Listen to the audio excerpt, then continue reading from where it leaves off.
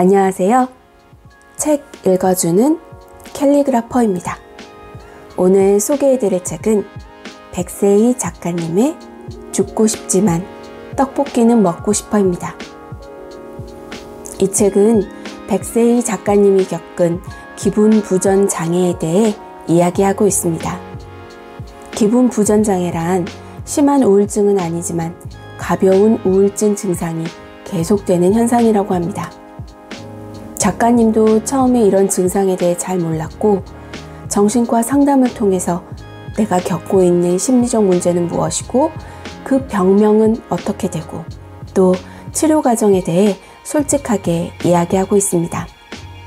그러나 일반적인 치료 수기처럼 난 이렇게 이겨냈다 라는 거창한 그런 이야기가 아니라 의사 선생님과의 상담 내용을 연극처럼 대사 형식으로 써내려갔고, 특히 제가 좋았던 것은 안 좋은 측면, 그러니까 치료 과정 중에 먹은 약에 대한 부작용이라든지 상담은 했지만 극복하지 못한 부분에 대해 솔직하게 써내려갔다는 점이었습니다. 시쳇말로 병은 소문을 내야 한다고 하지만 내가 아프고 약한 부분을 주변인들에게 솔직히 털어놓기란 무척 힘이 듭니다. 그것이 육체적인 문제가 아니라 정신적인 문제라면 특히 더 그럴 것입니다.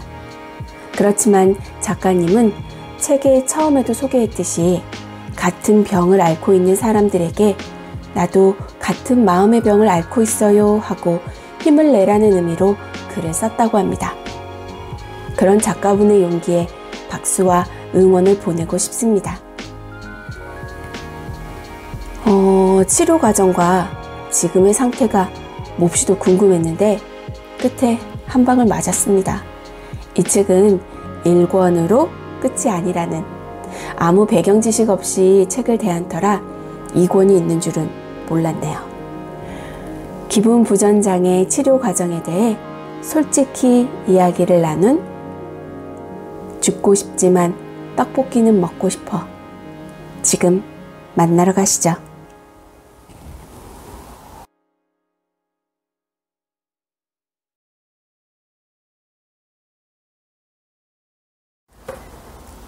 죽고 싶지만 떡볶이는 먹고 싶어.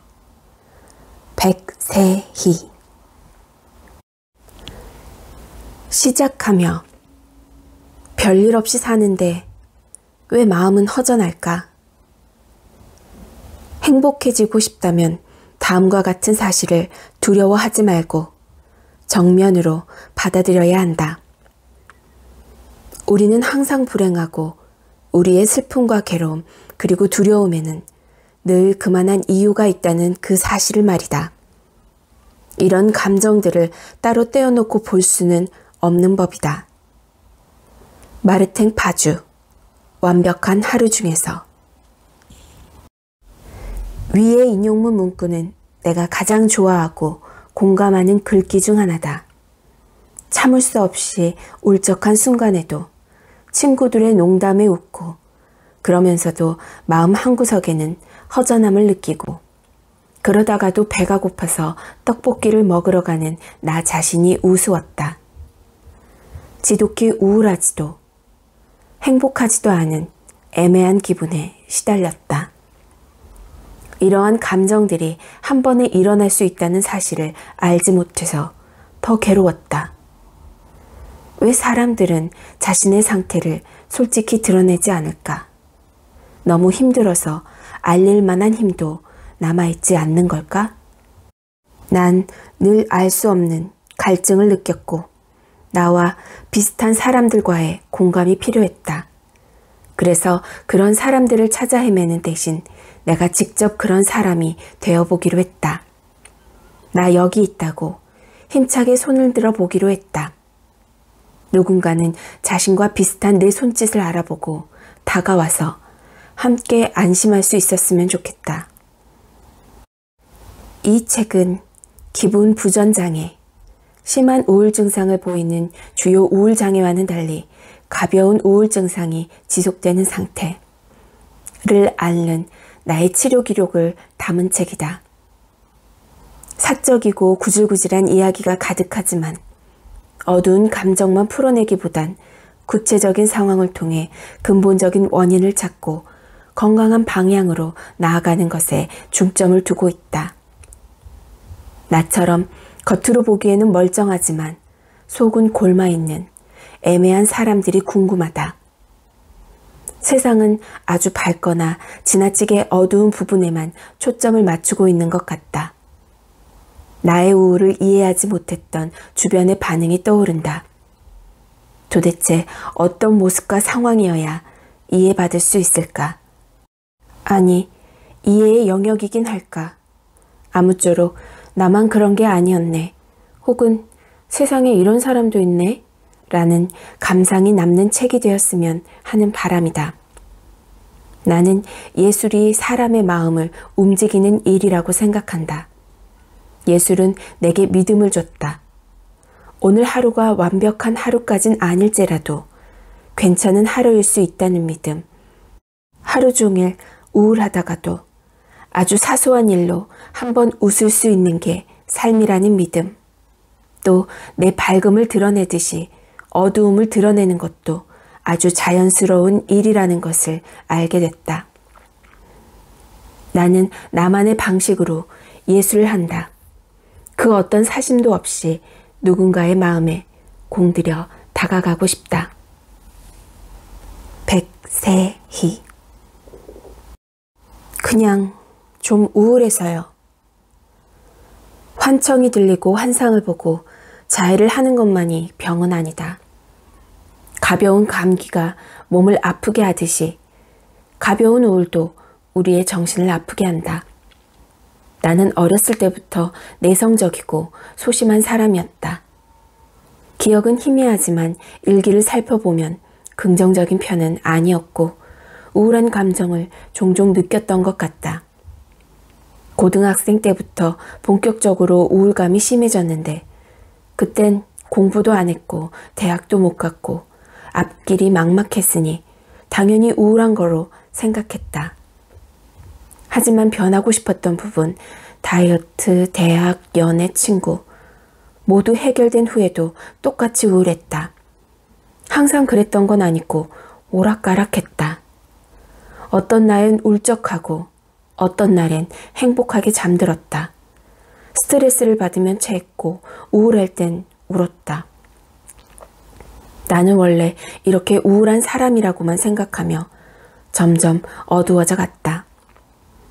사람에 대한 두려움과 불안감이 컸고 특히 낯선 상황에서 심한 불안을 느꼈지만 안 그런 척 연기도 잘했다. 그래서 괜찮은 줄 알고 자신을 더 채찍질했다.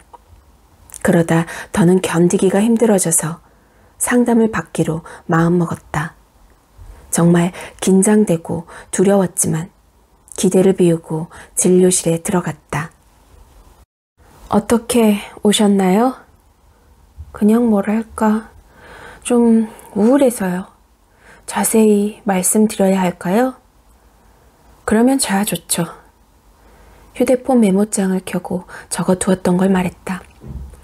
심각한 타인과의 비교, 거기서 오는 자기학대, 그리고 자존감이 낮은 것 같아요. 요인이 무엇인지 생각해 본 적 있나요? 자존감이 낮은 건 가정 환경에서 시작된 것 같아요. 어릴 때부터 엄마는 늘 우리 집은 가난해, 가난해, 돈이 없어 입에 달고 살았거든요. 5 식구가 살기에는 집 평수가 작았는데 18평. 저희 아파트 이름이랑 똑같은 이름의 다른 아파트가 동네에 있었어요. 그 아파트는 평수가 굉장히 넓었는데 어느 날 넓은 아파트와 좁은 아파트 중에 어디에 사냐는 친구 어머니의 질문에 당황한 이유로 집을 알려주는 게 부끄럽고 꺼려졌어요. 그 외에 기억에 남는 일은 없나요? 무수히 많죠. 말로 하면 진부하지만 아빠가 엄마를 때렸어요. 말로만 부부싸움이지 그냥 폭력이었죠. 어릴 때를 생각하면 엄마와 우리를 때리고 집안 살림을 박살낸 뒤 새벽에 집을 나가버리던 아빠. 울다 잠들면 아침이 오고 엉망진창인 집을 뒤로 한 채 학교에 가던 우리 모습이 떠올라요. 무슨 기분이 들었나요? 뭔가 비참함? 슬픔? 우리 가족만 알아야 하는 비밀이 쌓여가는 기분이었던 것 같아요. 감춰야 하는 일이라고 생각했어요. 언니는 제게, 저는 동생에게 입단속을 시키기도 했고요. 그리고 자존감이 낮아진 건 가정사도 있지만 언니와의 관계가 컸다고 생각해요. 언니와의 관계요? 네. 언니의 사랑은 늘 조건부였어요. 제가 공부를 안 하거나 살이 찌거나 뭔가를 열심히 하고 성실하게 살지 않으면 저를 깎아내리고 괴롭히고 모멸감을 주고는 했어요. 터울이 커서 언니 말은 무조건적으로 따라야 했고요. 경제적인 부분도 언니에게 많이 묶여 있었어요. 언니가 옷이나 신발, 가방 등을 주로 사줬었거든요. 그런데 그걸 약점으로 삼기도 했어요. 언니한테 대들거나 말을 안 들으면 사줬던 걸 모두 회수해 갔죠. 벗어나고 싶지는 않았나요? 벗어나고 싶었어요. 잘못된 관계 같았거든요. 언니는 되게 모순적이었어요. 나는 되고 너는 안 돼. 이런 식? 자기는 외박해도 되고 너는 안 돼. 난 내 옷을 입어도 되고 너는 안 돼. 이런 거. 그런데 완전 애증이었던 게 언니가 너무 싫다가도 언니가 저한테 화를 내면서 관심을 끊으면 너무너무 두려웠어요. 그런 관계에서 벗어나려는 노력은 해봤나요? 제가 성인이 되고 아르바이트를 시작하면서 일단 경제적인 부분부터 독립하겠다고 다짐했어요. 아르바이트를 주중, 주말 늘 하면서 조금씩 경제적으로 독립했죠. 정신적으로는요? 그건 정말 어려웠어요. 언니는 저 아니면 남자친구랑 노는 것만 좋아했어요. 자기 말 잘 듣고 자기 성격 잘 알아서 맞춰주니 당연히 편했겠죠. 어느 날 언니가 저랑 놀다가 다른 사람이랑 노는 건 재미없어. 너랑 노는 게 제일 재밌고 편해. 라고 했을 때 어이가 없어서 용기를 내어 처음으로 말했어요. 나는 언니가 불편하다고. 편하지 않다고. 언니의 반응은 어땠나요? 정말 당황하고 충격받더라고요. 나중에 들어보니 며칠 동안 밤마다 울었대요. 지금도 그 이야기가 나오면 눈시울을 붉히기도 하고요. 언니의 그런 모습을 보니까 어땠어요? 뭔가 짠하기도 했는데 후련했어요. 자유로워진 기분이었어요. 조금은. 언니와의 애착 관계에서 벗어난 후에도 자신감이 회복되지는 않았나요? 가끔 자신감이 생길 때도 있었지만 이런 성향과 우울감은 그대로였던 것 같아요. 언니한테 의존했던 게 애인에게로 옮겨간 느낌? 연애는 어떤 식으로 하는 편인가요? 마음에 드는 상대에게 먼저 다가간다거나 하는 적극성이 있나요? 아니요, 전혀요. 제가 누군가를 좋아하면 그 상대가 저를 만만하게 볼 거라는 생각에 좋아하는 걸 잘 티내지도 못해요. 고백하거나 꼬시는 건 생각해 본 적도 없고요. 그래서 늘 수동적인 연애를 하는 편이에요. 누군가가 나를 좋아한다고 하면 만나보면서 그 상대에 대해 알아가다가 호감이 생기면 연인으로 이어지는 패턴? 연애를 안 할 때도 있나요? 거의 없어요. 누군가를 만나면 오래 만나는 편이고 애인한테 굉장히 의지를 많이 하는 편이에요. 애인도 저를 되게 챙겨주고요.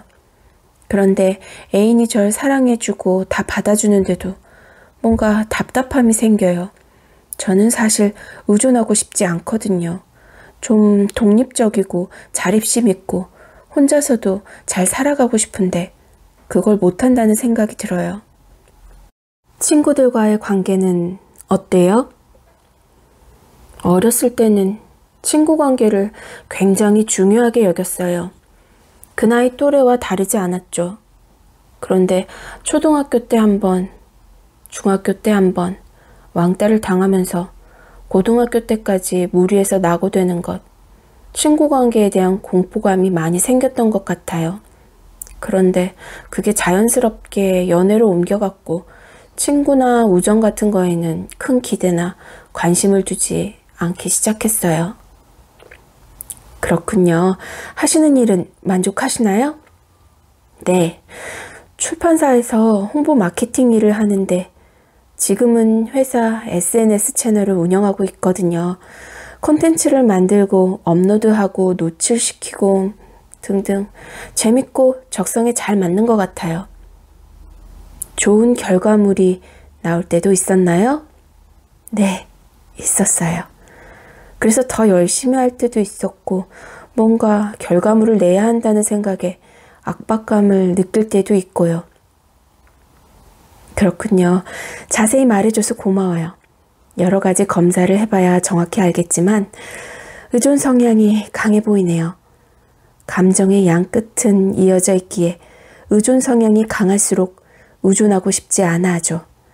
예를 들어 애인에게 의존할 땐 안정감을 느끼지만 불만이 쌓이고 애인에게서 벗어나면 자율성을 획득하지만 불안감과 공허감이 쌓여요. 어떻게 보면 일에 의존하고 있는지도 몰라요. 성과를 낼 때 나의 가치를 인정받고 안도할 수 있으니 의존하지만 그 만족감 또한 오래가지 않으니 문제가 있죠. 이건 쳇바퀴 안을 달리는 것과 같아요. 우울함에서 벗어나고자 노력하지만 실패하고 또 노력하고 실패하는 일련의 과정을 통해 주된 정서 자체가 우울함이 된 거죠.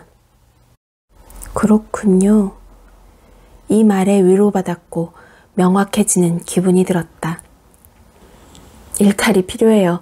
우울과 좌절의 쳇바퀴에서 벗어나려면 자신이 생각지도 못했던 일에 도전해 보는 게 좋아요. 어떤 것부터 해야 할지 모르겠어요. 지금부터 찾아봐야죠. 작은 것부터요. 그리고 SNS에 가식적인 삶을 올리게 돼요.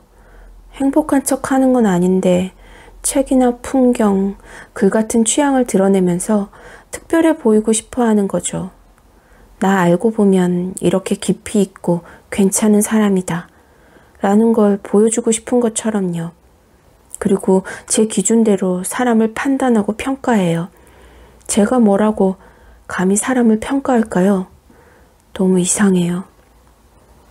말씀하시는 걸 들으면 마치 로봇이 되고 싶은 사람 같아요. 어떤 절대적인 기준의 사람이 되고 싶은 것처럼요. 맞아요. 불가능한데. 이번 주에는 오늘 드릴 검사지 500가지의 문항의 인성검사 및 증상, 행동평가 척도검사를 작성하고 어떤 일탈을 해야 할지 생각해보면 어떨까요? 그럴게요. 일주일 후. 어떻게 지내셨어요? 현충일 전날까지는 우울했고요. 그 후에는 좋았어요. 저번에 말씀 안 드린 게 있는데 로봇이 되고 싶은 것 같다고 하셨잖아요. 남에게 피해주면 안 된다는 그런 저만의 기준이 심해진 이유로 강박감이라고 해야 하나? 일상에 불편함이 생겼어요. 예를 들어 버스에서 큰 소리로 이야기하거나 전화하는 사람을 보면 화가 치밀어 올라요. 목을 조르고 싶을 만큼요. 실제로 그러지는 못하지만요. 죄책감이 들었겠군요. 네. 한두 번 정도는 조용히 해달라는 말을 하지만 열에 8번은 하지 못해요. 그런 자신에 대한 죄책감이 심하고요. 회사에서 들리는 키보드 소리에도 예민해져서 업무에 집중하지 못했고 소리가 많이 나는 동료에게 직접 이야기까지 했어요. 말하고 나서는 후련했고요. 시끄럽게 하는 사람한테 조용히 하라는 말을 못했다고 누가 그렇게 괴로워할까요? 마치 어떻게 해야 나를 괴롭힐 수 있을까의 고민 속에 있는 사람 같아요. 대부분 사람은 비겁해요. 하지만 자신이 비겁하지 않아야 한다는 압박감 때문에 10번 중에 한 번이나 이야기하고 있는데도 자신을 비하하죠. 저는 10번 중에 10번을 다 이야기하고 싶어요. 그렇게 한다고 행복해질까요? 10번이면 10번 다 한다고 다 나았어, 편해졌어 라고 생각하지 않을 거예요. 사람들 반응이 다 같을 수는 없으니까요. 다른 사람을 비난할 수 있는데도 굳이 내 책임으로 돌리고 있는 거죠. 말을 해봤자 듣지 않을 것 같은 사람들을 피하는 것도 나를 위한 선택이 될 수 있어요. 근본적인 부분을 찾아서 하나하나 정리하는 건 말이 안 돼요. 내 몸은 하나인데 너무도 큰 역할을 부여하는 거죠. 저는 왜 이러는 걸까요? 착해서? 이 말에는 동의하지 않는다. 억지로 길에 쓰레기를 버리고 버스에서 큰 소리로 통화해봤는데 기분은 별로였어요. 그래도 해방감은 있었어요. 별로였다면 일부러 하지는 마세요. 사람이 입체적이라는 건 알고 있었지만 받아들이지 못했던 것 같아요. 사람을 평면적으로 바라봤다면 그 시선은 남을 바라볼 때만이 아니라 자신을 바라볼 때도 적용되죠. 한 번쯤은 무서운 사람이 돼도 괜찮아요. 예를 들어 내가 이상적으로 생각하는 사람을 떠올리면서 그 사람이라도 화내지 않았을까?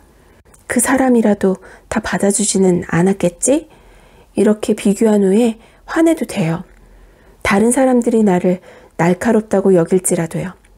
가지고 있는 경험과 생각 중에서 가장 이상적인 것만 얻으려고 하는 것 같아요. 난 이런 사람이 되어야 해. 이렇게요. 남의 생각, 남의 경험을 훔쳐와서 말이죠. 하지만 아까 말했듯이 사람은 다 입체적이에요. 겉으로는 멋져 보여도 뒤에서는 더러운 행동을 할 수 있고 내가 부풀려서 기대해놓고 실망하는 경우도 있어요. 그럴 땐 오히려 저 사람도 숨쉬고 사는구나, 별 수 없는 사람이구나 라고 생각하면 나한테도 관대해질 수 있어요. 저는 스스로를 약하다고 생각하고 다른 사람들이 그 약한 모습을 다 알고 있을 것 같아요. 뭔가 무섭게 말해도 내 안에 약한 모습을 알 것 같은 거예요. 구려 보일까 봐 두려운 거죠. 불안감이 숨어있기 때문이에요. 내가 무언가를 이야기했을 때 자동으로 이 사람이 나를 어떻게 볼까? 떠나지 않을까? 를 생각하니까 불안한 거죠. 이야기하는 게 좋은 경험일 수는 있어요. 하지만 결과가 한 방향일 수는 없다는 걸 알아야 해요. C라는 행동, D라는 행동이 나올 수 있죠. 반응은 이렇게나 다양하다는 걸 깨닫고 받아들이는 게 필요해요. 그렇구나.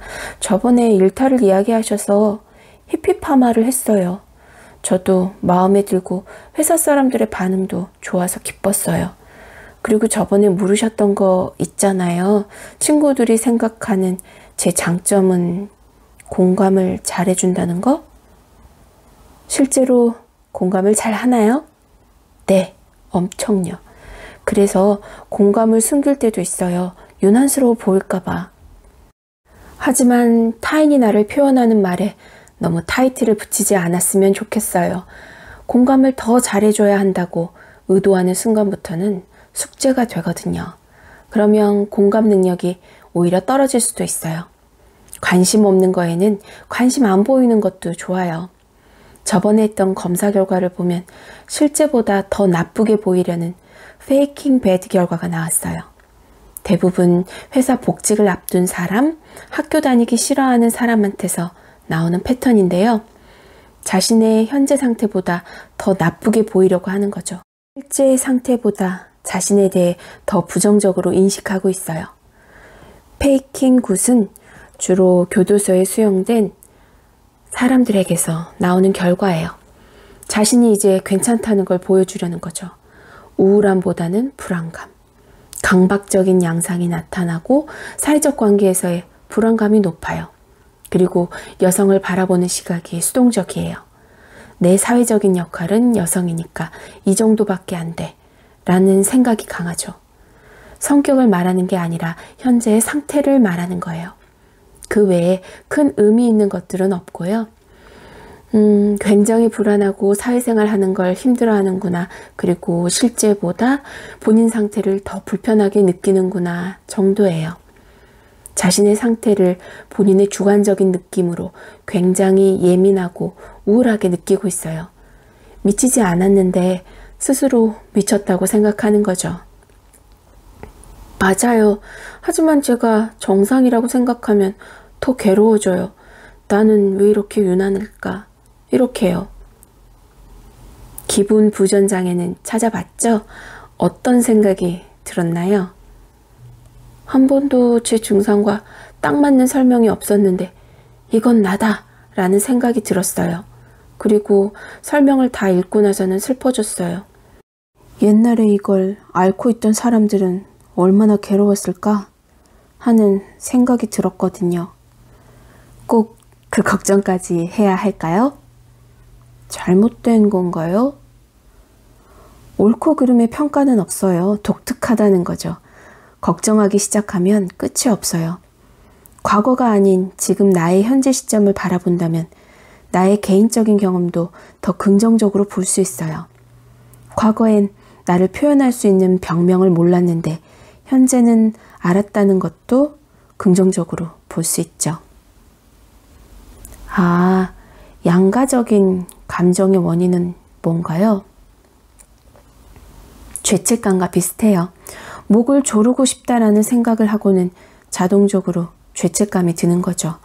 화가 났다가도 바로 죄 지은 사람이 되어버려요. 일종의 자기 처벌적인 욕구죠. 나 자신에게 너무도 강력한 초자아가 서 있기 때문이에요.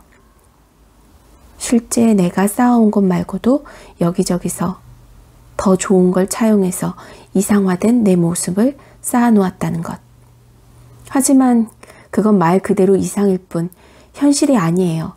그래서 매번 이상화된 기준에 도달하는 걸 실패하면서 자신에게 벌을 주고 있는 거죠.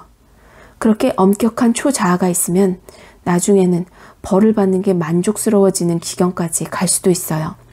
예를 들어 사랑받는 것을 의심하고 일부러 상대에게 욕을 먹을 때까지 행동하면서 상대가 나를 포기하면 오히려 안심하는 상태까지 가게 되는 거죠. 실제 내 모습보다 밖에서 제어하는 것들이 너무 많아요. 그렇군요. 혼자가 좋은데 혼자가 싫은 감정은요? 당연한 거 아닐까요? 당연해요? 네. 정도의 차이가 있을 뿐 많은 이들이 그렇지 않을까요? 사람들과 관계를 맺고 살아가야 하지만 나만의 공간도 필요하니까요. 이것 또한 공존할 수밖에 없죠. 제 자존감이 낮은 건가요? 극과 극은 오히려 통한다고 하죠. 굉장히 자존심이 세 보이는 사람이 오히려 자존감이 낮아요. 자신이 없으니까 다른 사람이 나를 우러러 보게끔 하려고 하죠. 거꾸로 자신에 대한 만족감이 높으면 누가 나에게 뭐라고 하든 크게 영향받지 않을 거예요. 결국 난 자존감이 낮은 거라는 말. 제가 했던 일들이 지나고 나면 다 보잘것없이 느껴져요. 내가 하는 일의 상당수는 실제 내가 원했던 일이라기보다는 내가 만들어 놓은 기준이나 의무감 때문에 해왔던 걸 수도 있어요. 외모 광박도 심해요. 화장하지 않으면 밖에 못 나가던 시절도 있었고요. 살찌면 아무도 저를 봐주지 않을 것 같아요. 외모 때문에 강박감이 나오는 건 아니에요. 이상화된 내 모습이 있기 때문에 외모에 집착하는 거죠. 그 기준의 폭을 좁고 높게 만들어 놓은 거예요. 50kg 이상이면 실패야. 이렇게요.